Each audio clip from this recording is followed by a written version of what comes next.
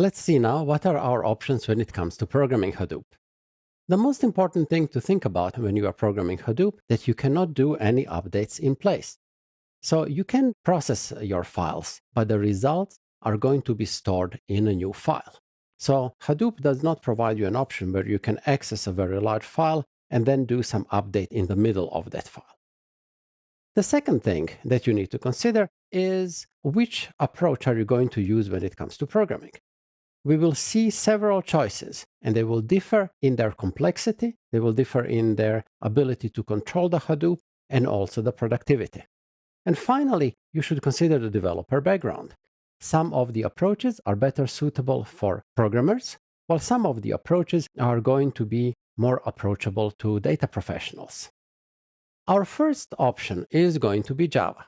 Java provides us with the fairly low-level API, but it also gives us a full control of all aspects of MapReduce because Hadoop itself is written in Java.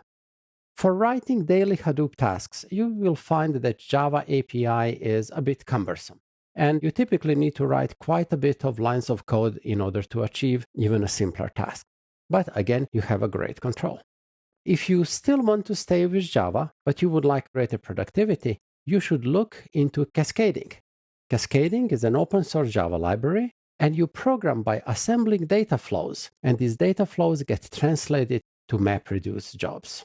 So cascading is a very good option that combines the full power of a programming language and also gives you a higher productivity. Easier than native Java APIs, we have Hadoop Streaming. Typically, they will be used by languages like Python and Ruby. The model is simpler than using Java APIs, but it is also less efficient. The way how you would work with Hadoop Streaming is that you would write map and reduce functions. The input will go as the standard input stream into map function. The results of that will be written as standard output, and that would feed in the input of the reduce function.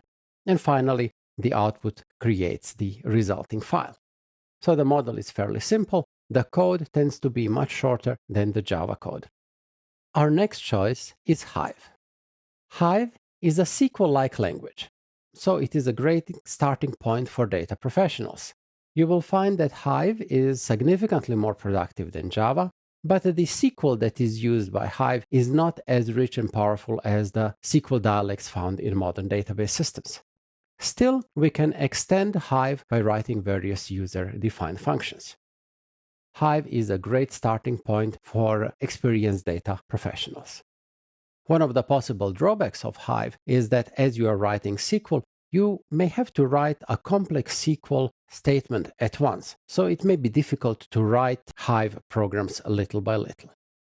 Pig is addressing this issue. Pig is a data flow language, and its advantage is that we can build our programs out of small steps. So you can write a line, try it out, write the next line, see how will that work, and so you have a fairly iterative and incremental way of building your Hadoop programs. Productivity is similar to Hive, so much more productive than using Java APIs.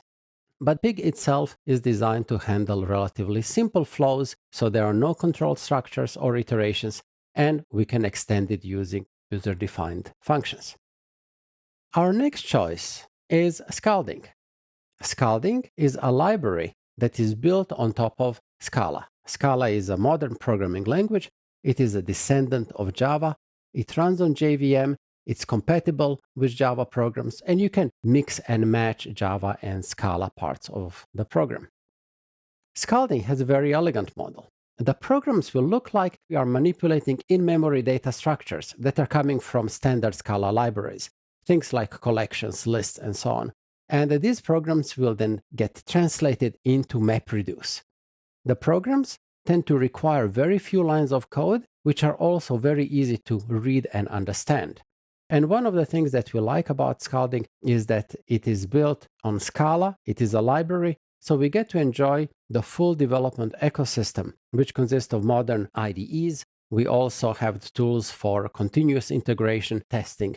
We will explore different options for programming Hadoop in more detail in the following sections.